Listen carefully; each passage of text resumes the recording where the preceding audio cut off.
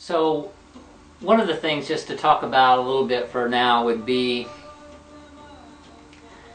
cravings and the search. It's like the search. The search that so many people have been on for the next thing. The search for the next thing. What are we searching for? What's with the carrot anyway?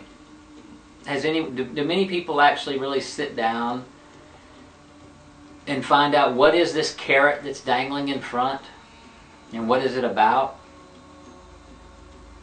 We all, maybe that's a great exercise to sit down with a piece of paper and write down, the carrot that I'm chasing. What is that about? Where does it come from? We all know that, whatever culture we're in, that the overriding driving force of the culture itself, of the collective, will create a carrot for us if we're not careful, and we'll start to follow the carrot of the crowd, and it's not our carrot, and it's not even going to taste good if we ever got to it anyway, and we're not going to get to it anyway. That's the quote, trick of the mind. The mind wants to continue to stay alive, and one of our topics before was being comfortable in the unknown, being comfortable outside this little 5% that our ego human self thinks rocks so much and is so great. There's 95% of ourselves that we don't even know that would make even this physical human form have such more great experiences if we could surrender to that unknown 95%. So, what's the search? What are we searching for? What keeps us going? And what if there was nothing else to search for?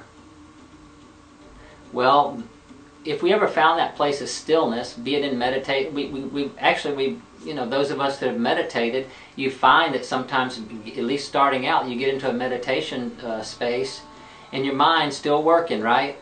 It's still got little thoughts and little movie screens playing, and all this, and your meditation instructor or whatever books you've read tells you, just let them play by. Just let them play by. Just let them go by. Let the scenes go by. Stay in meditation. The mind just wants to pull energy. And a great little tricky way is to make us think that there's this huge carrot out there and one day we can get it. Keep striving. Keep working for it. Keep going. You're doing good. Go to this thing. Go to that thing. Attend this. Attend that. Do this exercise. Do it even more. Do it more frequently. You'll get there. You're not going to get there. I'm sorry. I'm gonna do enlightenment right now for us all. There is no carrot. You'll never get there. Okay? This is coming from an open-hearted, loving space. The carrot doesn't exist. The search doesn't exist. You are the carrot. You are the search. It's not out there. It's all right here, right now. That is awesome liberation. It's wonderful liberation to realize, wow, my 30, 40, 50 year search to be enlightened is over. I'm here now. I'm right here, right now. I'm eating the carrot in this moment. This is where it is. And cravings are right there with it. Cravings are linked right there with the carrot. Oh, but I gotta have this, but I want that. It's just unhappiness. It's unaccepting of what's here right now. It really is.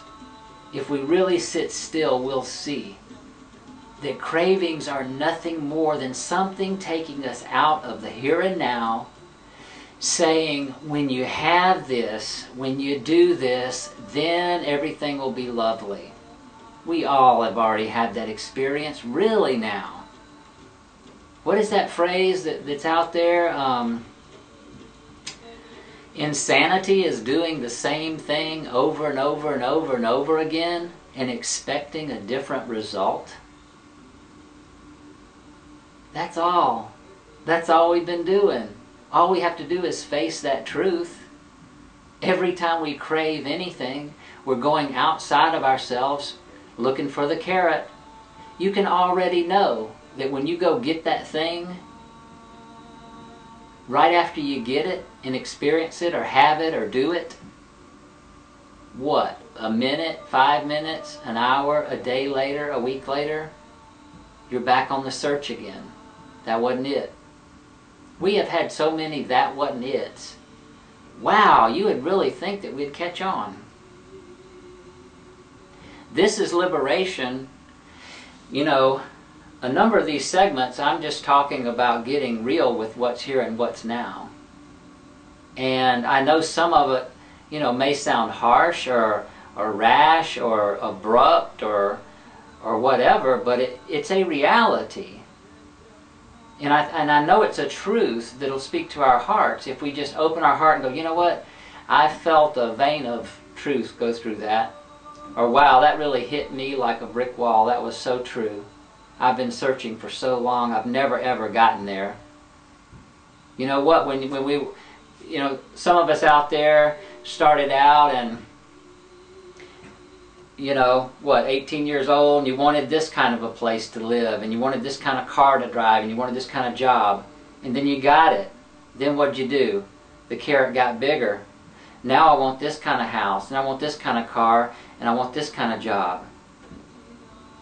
And it didn't end. And it's still not ending. And then people find themselves at 80 years old, hopefully with a little more wisdom, and then some have actually figured out, ooh, those things just aren't really that important. That's an endless mind race. It's not to say, you know, not to have our desires and our, you know, that's a human aspect, you know, is to have a plan and have goals and achieve them. It's just the reality of being conscious and aware so that we're not just being led, you know, by anybody dangling a carrot in front of our face and trying to find something that's not present, that's not outside of presence. Presence is all there is, and presence is where everything will be found.